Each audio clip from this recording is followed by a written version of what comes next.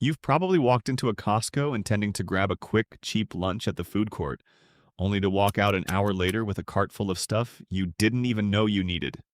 In 1985, Costco added a hot dog and soda combo to their food court menu for $1.50. Today, 40 years later, through historic inflation, economic crashes, and skyrocketing meat prices, that exact same hot dog combo still costs $1.50. Think about that. In a world where a basic cup of coffee can run you $6, Costco sold over 200 million of these hot dogs last year alone, and didn't raise the price by a single penny. When the former CEO of Costco once went to the founder, Jim Sinegal, and told him, "Jim, we're losing our shirts on these hot dogs. We have to raise the price." Sinegal looked him dead in the eye and said, "If you raise the effing hot dog, I will kill you. Figure it out." Now, that makes for a great story. But Costco isn't a charity. They are a multi-billion-dollar corporate giant with shareholders to answer to. So I'm going to ask you the question nobody stops to think about while standing in that food court line. Why would one of the smartest retailers on the planet deliberately lose millions of dollars every single year selling cheap hot dogs?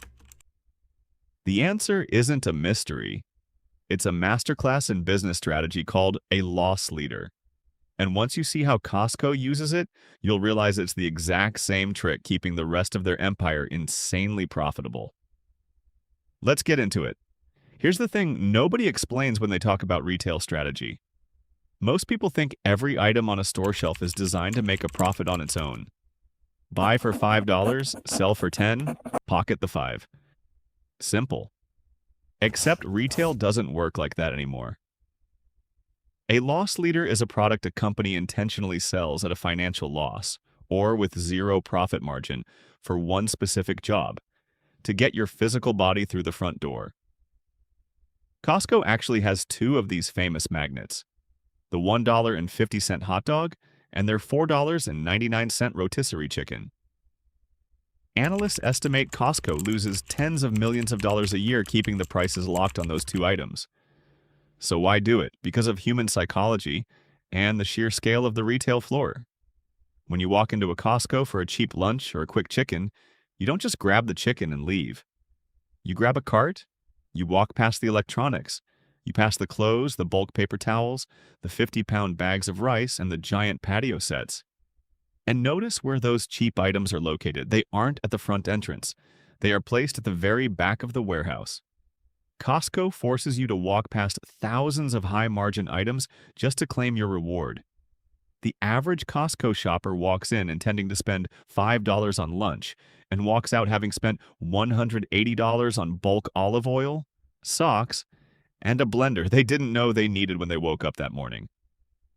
That $1 loss on the hot dog just generated $50 in gross profit on the rest of the cart. That isn't a loss. That's the cheapest advertising budget in corporate history. Now, I want to be fair because I don't do surface-level analysis. A loss leader only works if you keep the loss as small as possible. If the loss gets too big, the math breaks and the business bleeds out. By the late 2000s, inflation was squeezing Costco hard. Hebrew National, the supplier providing their hot dogs, was raising prices. Costco was facing a brutal choice. Break Jim Sinegal's promise and raise the price, or take a massive financial beating. So Costco did something radical. They cut out the middleman entirely. They stopped buying hot dogs from external suppliers and built their own massive high-tech meat processing facility in California, and later another in Nebraska. They began manufacturing, packaging, and distributing their own hot dogs from scratch.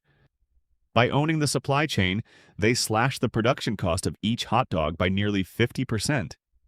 They didn't save the $1.50 price tag by taking a bigger loss. They saved it with aggressive, ruthless supply chain engineering. And they did the exact same thing with their $4.99 rotisserie chickens, opening a $450 million poultry processing complex in Nebraska just to control the cost of every single bird. They engineered the product so the loss stayed manageable, keeping the customer magnet running 24/7. Now, here is the reframe that changes everything about how you look at Costco as a business. If you look at Costco's financial reports, you'll find something wild. Costco makes almost zero profit from selling groceries and merchandise. Read that again.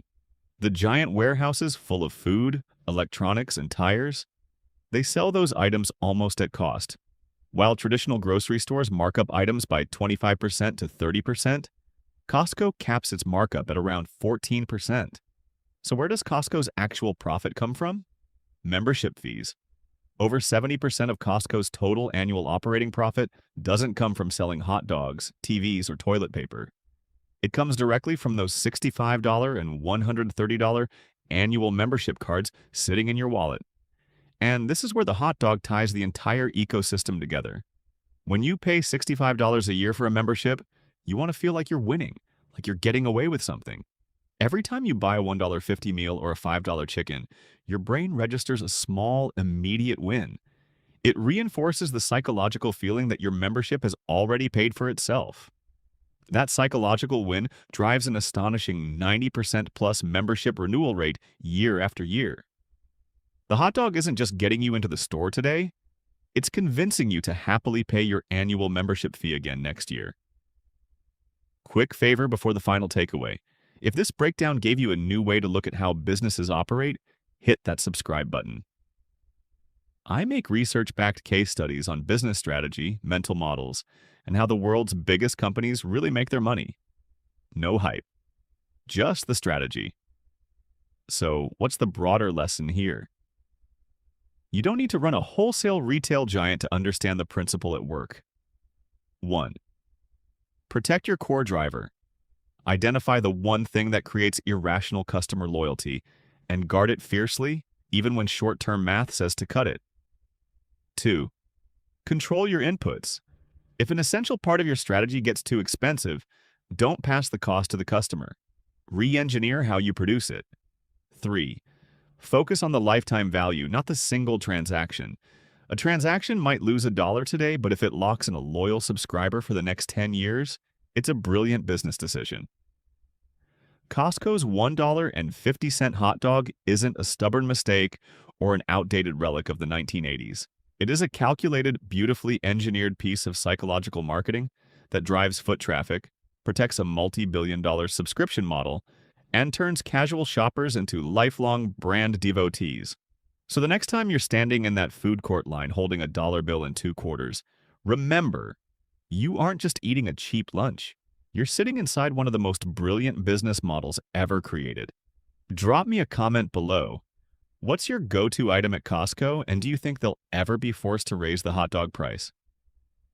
I read every comment, and the best questions turn into future videos. Hit the bell so you don't miss next week's business case study, and I'll see you in the next one.